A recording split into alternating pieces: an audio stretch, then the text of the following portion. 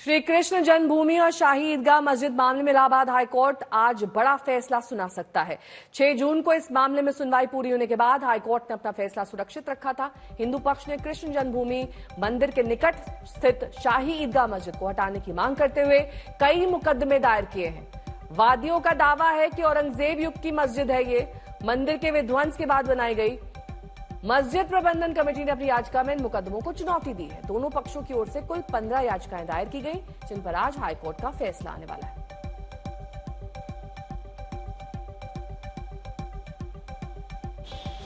मथुरा में श्री कृष्ण जन्मभूमि मामले की पोषणीयता पर आज कोर्ट फैसला सुनाएगी। इलाहाबाद हाई कोर्ट इस फैसले को सुनाने वाले हमारे साथ में विष्णु शंकर जैन इस वक्त मौजूद हैं। विष्णु जी, इसको लेकर के मुस्लिम पक्ष की तरफ से भी आपत्तियां थी, आपने भी अपनी दलीलें रखी हैं।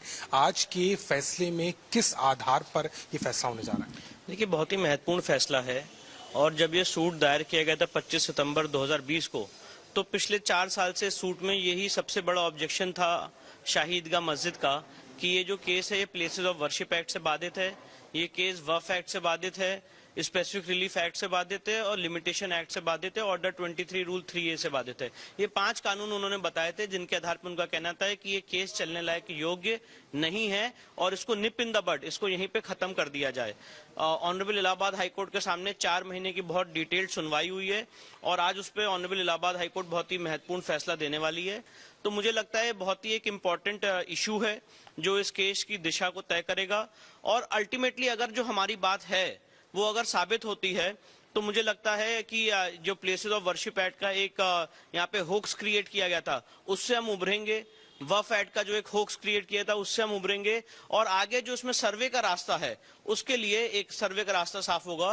क्योंकि मैं आपको बताना चाहता हूं, ऑनरेबल इलाहाबाद हाईकोर्ट ने सर्वे का आदेश दिया था, वो इस समय ऑनरेबल सुप्रीम कोर्ट ने स्टे कर दिया है। तो अगर आज ये 7-11 का स्टेज हम जीतते हैं तो सर्वे का जो मार्ग है वो प्रशस्त होगा। ज्ञानवापी मामले में भी लगभग कुछ यही प्रक्रिया थी, वहां भी आप इसको जीत और उसके बाद में सर्वे हुआ, वो रिपोर्ट पहुंची। आपको लगता है कि यहाँ पर भी आपके पक्ष में दलीलें हैं जो बात आपने रखी है?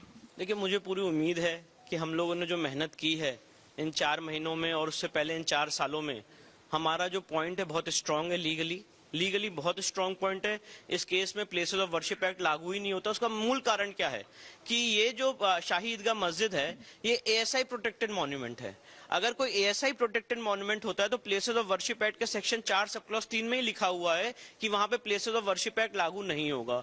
जहां तक वफ एक्ट का सवाल है, हमने कोर्ट में साबित किया कि यहाँ पे वफ एक्ट भी लागू नहीं होता है, क्योंकि जो सुप्रीम कोर्ट का जजमेंट है रमेश गोविंद राम के केस में 1979 और 2010 में बोर्ड ऑफ मुस्लिम वफ, इन दोनों केसेस में ये होल्ड किया गया है कि वफ का जो नोटिफिकेशन है वो नॉन मुस्लिम्स पे अप्लाई नहीं होता है।